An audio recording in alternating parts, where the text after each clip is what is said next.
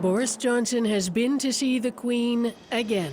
His Conservative Party's victory yesterday, big enough to offer him a clear path ahead on his drive to lead Britain out of the European Union by the end of next month. His mandate this time from the people, not just the party. To all those who voted for us for the first time, and those whose pencils may have wavered over the ballot, and who heard the voices of their parents and their grandparents whispering anxiously in their ears, I say thank you. That's a message to working-class voters, mainly from the north, who yesterday abandoned generational ties to the Labour Party. Many still reeling from decades of industrial decline and blaming the European Union for it. They delivered Johnson his victory and a drubbing to the Labour Party, its worst performance in over 80 years. This is seismic. This is the end. So for me, this is about whether the Labour Party even has any right to exist. Are you going to resign? Pressure on the Labour leader, Jeremy Corbyn, to step down is now enormous. His popularity, or lack of it, blamed by many for the scale of the defeat. I will stay here until there has been somebody elected to succeed me, and then I will step down at that point. Mixed messaging on Brexit alienated both pro- and anti-EU factions within Labour. Well, we did it! We did it! After the victory parties last night, Johnson today preached unity, calling his the people's government. But this is not a united country. Johnson has a majority in Parliament, but 52% of voters cast their ballots for parties backing Remain or a second referendum. For now, it makes little difference. History has moved on, a sweep that will change Britain's place in the world. So, Margaret, we keep talking about Labour as a party in disarray, but what about the Conservatives? Because that majority is healthy, but how's the party changed? Well, I mean, everybody who was elected, every Conservative MP had to basically sign up to Boris Johnson's withdrawal agreement. So he's not going to have any trouble in pushing Brexit forward. But this is a very different party now. The geography has changed. All of these former Labour working class constituencies coming into the party and having to interact with some of the traditional elites. And I think that's going to be very interesting and potentially a challenge for Johnson.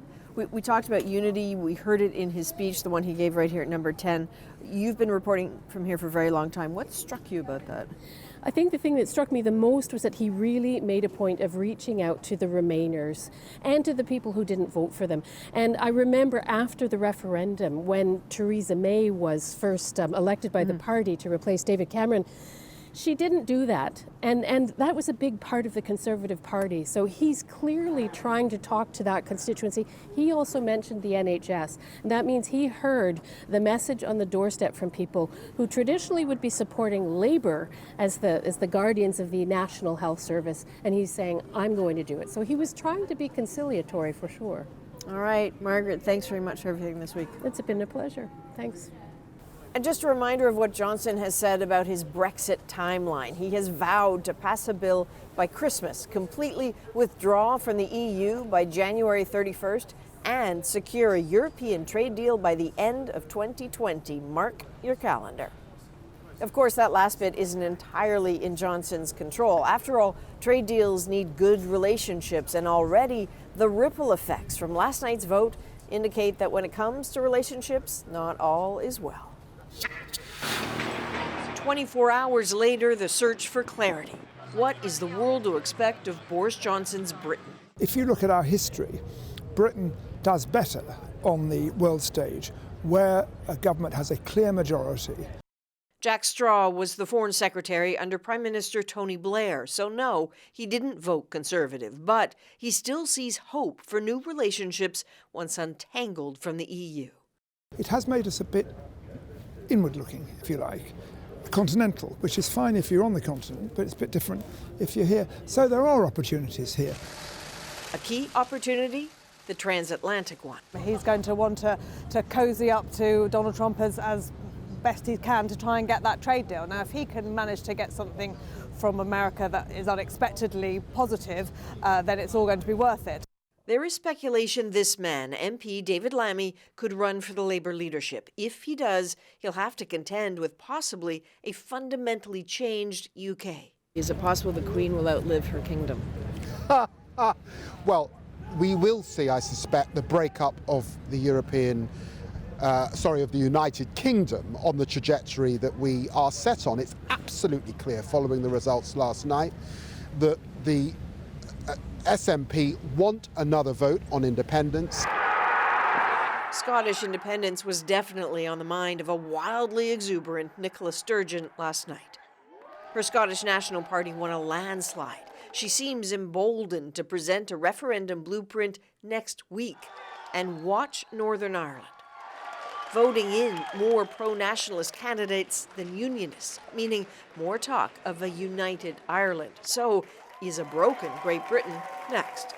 So I'm afraid the United Kingdom feels in peril as of today. Clearly, some Brits feel imperiled, if only jokingly.